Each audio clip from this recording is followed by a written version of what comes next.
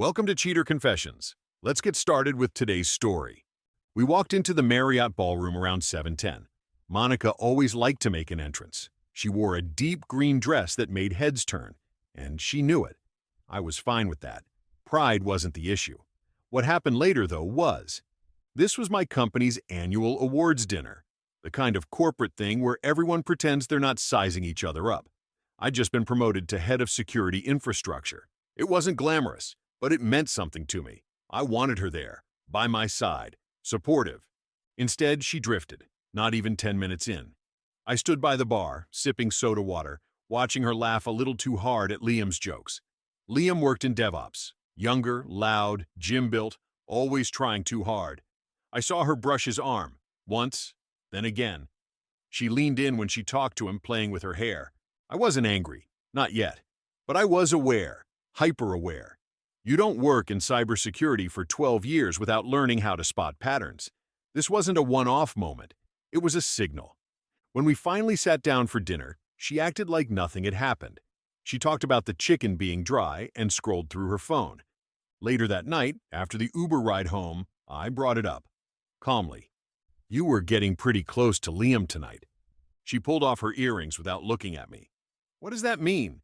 I mean, it didn't look like just friendly conversation. She turned to face me, expression flat. If you feel threatened every time I smile at someone, that's your issue, not mine. There it was, dismissive, immediate, no pause to reflect, no concern. I wasn't threatened. I just didn't think you'd want to act that way at my work event.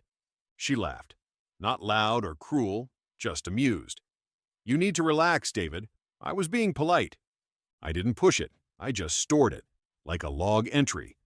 What she didn't realize was that I had just added the first flag to a growing list. 2 weeks passed, and things didn't go back to normal.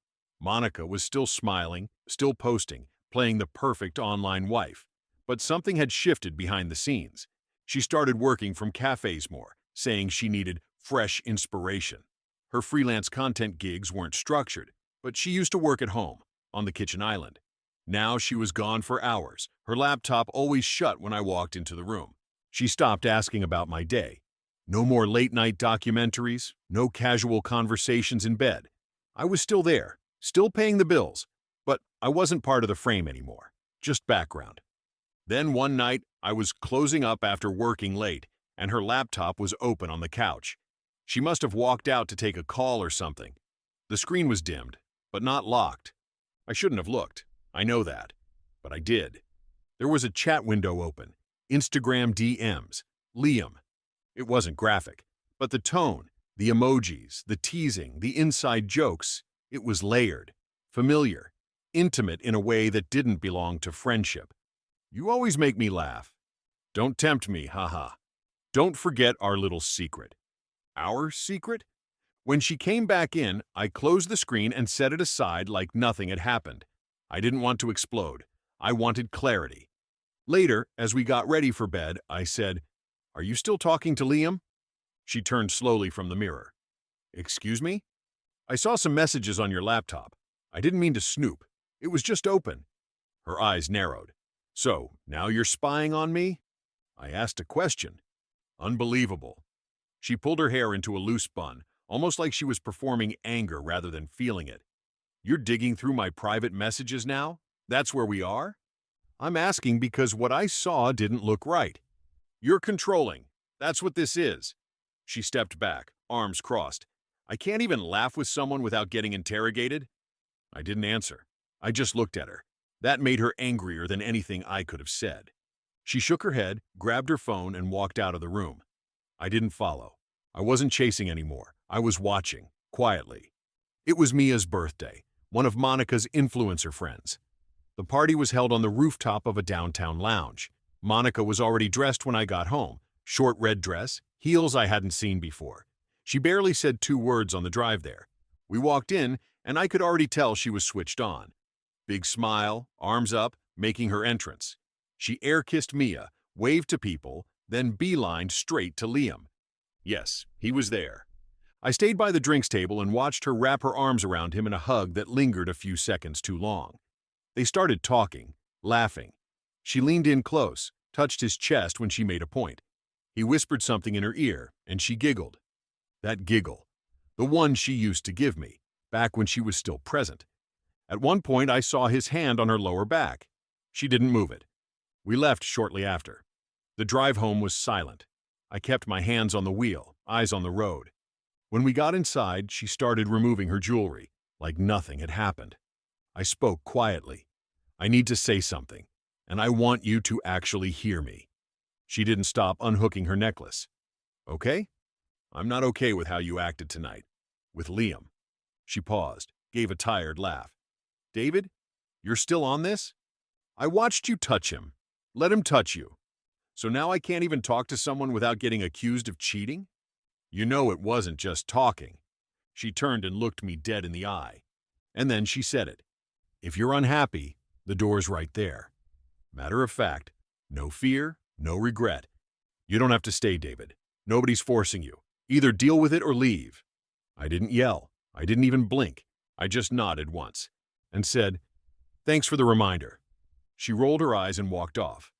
That night, I didn't sleep, but I wasn't restless. I was planning. Monica thought I'd sulk, wait for her to apologize, maybe sleep on the couch a few nights, then crawl back like I always had. But this time, I didn't. Over the next 3 days, I laid the groundwork. I moved cash out of our shared account, tried to transfer bills to her name. A few were stuck. I canceled everything else I'd been paying for. I created a private backup of all important files, scanned our lease agreement, my name only. I decided I'd cover rent through the end of the month. After that, it was hers to figure out. She'd find out soon enough. We weren't officially divorced. I hadn't filed yet. She didn't notice. She was too busy posting gym selfies and grateful morning energy quotes. I found a short-term apartment through a guy at work, fully furnished, quiet, clean. On the 4th morning, I woke up before her. She was still in bed, face turned toward the window, the same cold distance in her body even while she slept. I packed a single suitcase, just essentials, clothes, my laptop, IDs. I left my keys on the counter next to a handwritten note. You were right. The door's right there. I used it. Rent's paid through the end of the month. After that, it's your problem. David. No speech, no drawn-out goodbye, just clarity. I walked out at 7:42 a.m., got to the new apartment, unpacked, sat on the couch, just sat. The silence felt heavy at first, then honest. No fake smiles. No, wondering what mood she'd wake up in. That evening, I turned off my phone and went for a walk. The air felt cleaner than it had in months. For the first time in a long while, I wasn't thinking about how to fix things. I was thinking about how I'd let them break for so long. I turned my phone back on 2 days later. 39 missed calls, dozens of texts, 5 voicemails, all from Monica. First, seriously? You just left? Then, wow, so dramatic. You could have at least said goodbye. Where are you? We need to talk. You're acting crazy. I didn't respond. Not out of spite, out of principle. I had nothing left to explain. That night, she posted a story. Black background, white text. Some people will walk away without even trying.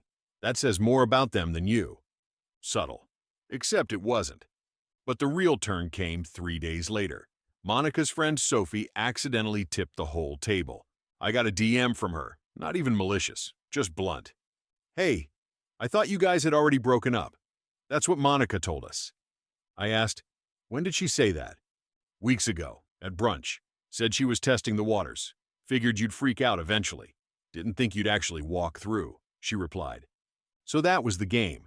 Monica had been priming the breakup, laying down her narrative. She wasn't blindsided. She was strategizing. I was just the one who called her bluff. Later that night, Devin, my friend from work, texted me. Bro, did you see Monica's Instagram? I looked. She'd posted a slideshow of old couple photos with a long caption about being blindsided and trying so hard. Her followers were eating it up. Men can't handle strong women. You deserve better, Queen. I said nothing publicly. Then I blocked Monica's number, blocked her socials, disappeared from her stage. This wasn't revenge. It was self-respect. She'd said the door was right there. I used it. She just didn't expect the click of the lock behind me. It took a week before Monica realized the door didn't swing both ways. She showed up at my office on a Wednesday around lunch. My coworker Aaron texted me first. "Your wife is at the front desk. Says it's an emergency." I walked to the glass wall of my office and looked down. Monica stood at reception, arms crossed, lips tight, still dressed like she had somewhere better to be. I didn't go down. I called reception. "Please let her know that all personal matters need to go through email. If she refuses to leave, call building security." 10 minutes later, I watched security walk her out. She didn't go quietly. She yelled something at the receptionist and kicked the glass door on the way out. That afternoon, HR called me in to discuss the incident. They explained that a woman had come to the front desk claiming to be my wife, insisting there was a dispute over shared belongings. I told them the facts. She had lived in an apartment under my name, which I had since vacated. Everything she referred to as shared property was mine, backed by receipts, the lease, and utility bills, all under my name. After a short pause, they confirmed they would add her to the building's Do Not Admit list and assured me they'd handle any further issues if they came up. I walked back to my desk and felt the strangest thing: relief. Later that night, she emailed me, "The Wi-Fi isn't working. This is petty." I replied once, "Utilities are in my name. The apartment's in my name. You wanted independence. Handle it." She fired back, "I can't afford this place alone." I didn't respond. Over the next few days, friends started reaching out, her side of the social circle mostly. Some asked for my version. Some apologized for taking her side too quickly. I didn't burn the house down. I just stopped holding it up. She messaged again 2 weeks later, a different tone this time. "I just want to talk, in person, please. One coffee. That's all I'm asking." I waited a day, then replied, 15 minutes, public place, no drama." We met at a coffee shop near where we used to live. She walked in late. Different Monica, hair pulled back, no makeup, plain hoodie. The confidence she wore like armor was gone. She looked tired, thin around the eyes. "You look good," she said as she sat down. I nodded. "Thanks." She stirred her coffee but didn't drink it. "I've been thinking a lot," she said, "about how things ended, about what I lost." I stayed quiet. Let her talk. "The apartment's empty now, like, actually empty. No lights, no sound, just walls. It echoes. That tends to happen when the person who bought everything moves out." She flinched a little. "I didn't think you'd leave," she admitted. "I said that thing about the door because I thought it would shut you up, not make you go." I raised an eyebrow. "But you mean it." "I know. I was stupid. I thought you'd always be there, even if I pushed you." She looked up, eyes glossy now. No theatrics, just regret. "I treated you like a placeholder, like you'd wait forever." I nodded slowly. "You treated me like I wasn't someone who could walk away." There was a long pause. "Would you consider—" "No." She blinked. "You didn't even let me finish."